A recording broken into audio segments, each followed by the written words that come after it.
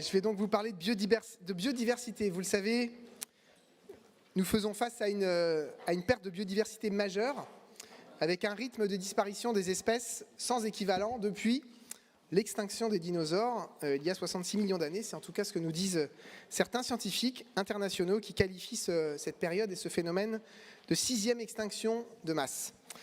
Dans notre région, dans les Pays de la Loire, 30 à 50% des espèces sont menacées de disparition. La métropole nantaise joue un rôle de carrefour dans la trame verte et bleue du Grand Ouest. Et nous avons donc cette grande responsabilité, cette responsabilité particulière, non seulement de préserver la biodiversité, mais aussi de lui permettre de se développer.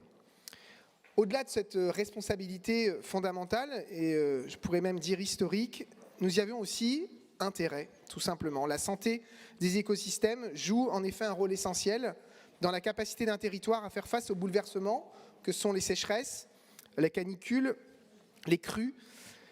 Et s'appuyer sur les solutions fondées sur la nature s'avère redoutablement plus efficace que de l'artificialiser.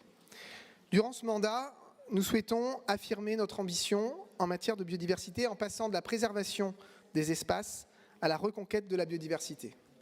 Les délégations qui m'ont été confiées sur le cycle de l'eau et la biodiversité y contribuent bien sûr, ainsi que celles portées par Jacques Garot, Delphine Bonamy, que j'associe à la présentation de cette délibération. Mais plus globalement, cette ambition irrigue l'ensemble de nos politiques publiques, de fabrique, des villes et des territoires écologiques et solidaires.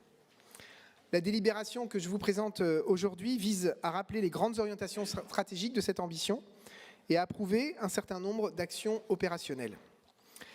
Les orientations de notre politique publique s'incarnent dans 3 R. La reconquête des espaces naturels, la renaturation urbaine et la reconnexion au vivant. Elle s'appuie aussi sur un mode de faire partenarial, en particulier avec les communes, j'y reviendrai, et avec nos partenaires scientifiques et naturalistes.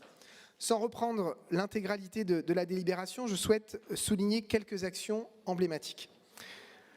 Pour protéger et reconquérir la biodiversité dans nos espaces naturels, tout d'abord, nous avons besoin de la connaître. C'est l'objectif de l'Atlas de la biodiversité métropolitaine que nous avons élaboré avec le soutien financier de l'Office français de la biodiversité et en partenariat avec 7 structures naturalistes. Et cet atlas est désormais accessible sur le site internet de la métropole. Je vous invite donc à le consulter. Il identifie 4100 espèces, dont 269 remarquables. Il va être décliné progressivement au sein de nos 24 communes et le travail est en cours dans 3 d'entre elles. Nous souhaitons aussi ne pas en rester à une simple photographie figée, mais en faire un observatoire scientifique et citoyen sur la biodiversité et sur les pressions qui s'exercent sur elle. L'enjeu est à la fois avec cet atlas et avec cet observatoire vivant d'une certaine manière qui va évoluer. L'enjeu est à la fois de contribuer à la sensibilisation des habitantes et des habitants en partageant cette connaissance et auprès de l'ensemble des acteurs, mais c'est aussi de localiser et d'actualiser les enjeux d'espèces et de milieux à préserver. Cette connaissance, elle permet par exemple de protéger déjà plus de 9000 hectares de zones humides et plus de 4000 hectares d'espaces boisés classés dans notre plan local d'urbanisme. Et nous avons encore à progresser dans ce domaine. Mais cette connaissance, elle permet aussi de prendre en compte ces enjeux en amont des projets grâce à une cartographie de ces enjeux de biodiversité pour qu'en amont des projets, eh bien, on puisse faire évoluer éventuellement ces projets dans le cadre de la démarche que vous connaissez toutes et tous désormais, éviter, réduire, compenser.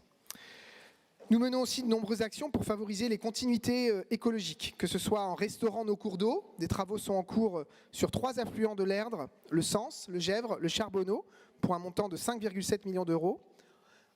On travaille aussi sur la continuité écologique en aménageant des ouvrages, des ponts, pour permettre le passage des mammifères aquatiques, tels que la loutre, et je suis heureux que sa présence soit confirmée à Orvault, en identifiant des zones de réduction et d'extinction de l'éclairage, dans le cadre de la trame sombre, puisque c'est aussi un enjeu de biodiversité, ou encore en préservant des boisements anciens, en replantant des haies bocagères, ou en veillant au maintien de bois morts dans certains espaces. Vous le savez peut-être, ou peut-être pas, mais 30% des espèces forestières dépendent de ce bois mort. La charte des arbres, qui est en cours d'élaboration, permettra aussi de structurer les actions relatives au patrimoine arboré dans les communes. Nous augmentons par ailleurs nos aires protégées pour préserver certaines espèces qualifiées de clés de voûte, car en les protégeant, et en protégeant notamment leur habitat, on protège plus largement la biodiversité. J'ai dit, c'était le premier R de reconquête des espaces naturels. Le deuxième R, c'est la renaturation. Et plusieurs actions visent en effet à renaturer nos secteurs urbains. Tout d'abord, un plan pleine terre métropolitain va être travaillé avec les communes pour réduire l'artificialisation des sols, restaurer des sols libres, vivants, perméables, en particulier dans l'espace public métropolitain. Et à vrai dire, le travail est déjà engagé au cours de différentes opérations qui sont mises en œuvre. Et l'objectif, c'est d'augmenter aussi la végétalisation. Donc, outre la création de conditions favorables à la biodiversité, ce plan pleine terre croise évidemment de nombreux autres enjeux, tels que la réduction des îlots de chaleur ou l'infiltration de l'eau de pluie. L'objet de cette délibération est aussi, plus spécifiquement, d'approuver le principe d'un fonds de concours en investissement pour la végétalisation des cours d'école et des crèches des communes de notre métropole. Cette végétalisation répond aux enjeux que je viens de citer. Il s'agit pour nous d'avoir un effet levier pour impulser des projets et multiplier les réalisations. La renaturation urbaine étant un sujet émergent, Nantes Métropole anime par ailleurs depuis décembre 2021 un réseau d'échange et de partage de bonnes pratiques entre techniciens en rassemblant différents services de la métropole et des communes. Les objectifs sont de bâtir une culture commune, de s'entraider, de développer des actions pour porter la politique publique métropolitaine nature et biodiversité. Cette première année du réseau a permis de former des agents sur les sujets de la biodiversité et de la renaturation urbaine. C'est aussi cette complémentarité, cette mutualisation et cette coopération qui fait métropole. Les confinements imposés par la pandémie ont encore renforcé les besoins et l'envie de nature. Cela a été exprimé par la Convention citoyenne. C'est pourquoi la reconnexion au vivant est le troisième R de notre stratégie. Il s'agit de faire connaître cette biodiversité et de rapprocher les citoyens de la nature. Parmi les actions qui concourent à cet objectif, là encore, je ne les citerai pas tous, mais je veux simplement citer le projet d'Étoile verte, déjà évoqué dans notre instance, mais aussi l'organisation de chantiers participatifs, comme nous le faisons déjà, pour les nettoyages annuels du site naturel de l'île de la Motte, par exemple. Je veux aussi citer le projet de Centre international de la biodiversité au Grand Blotreau, à destination des scolaires et du grand public. Ce centre aura vocation à devenir un site incontournable de l'éducation à la biodiversité, qui soit à la fois éducatif, immersif, innovant, créatif. Je salue Ronan Dantec qui a porté ce projet sur le mandat précédent. Ce projet d'ampleur, qui sera construit avec la ville de Nantes et avec Cécile Beer, qui est également membre de notre instance, aura pour objectif de faire découvrir la biodiversité urbaine et métropolitaine, mais aussi la biodiversité mondiale, en travaillant notamment sur les interrelations entre l'homme et la biodiversité, et en s'appuyant sur des supports existants du site du Grand Blotreau, tels que les serres d'agronomie tropicale ou la pépinière de la ville. Le mandat sera consacré à la co-construction du contenu avec les partenaires et à une période de préfiguration et d'expérimentation avant 2026, avec en perspective la réalisation des travaux d'ici 2028.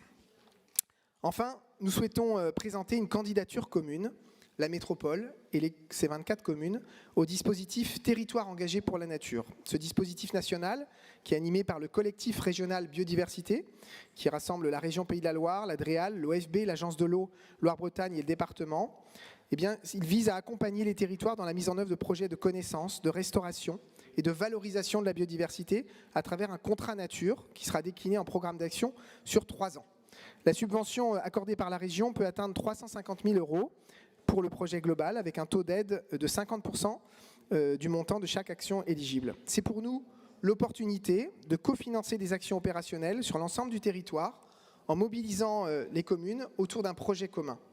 Le travail de coopération avec les communes est engagé depuis de longs mois et l'objet de cette délibération est également d'autoriser Madame la Présidente à déposer ce dossier de candidature à ce dispositif.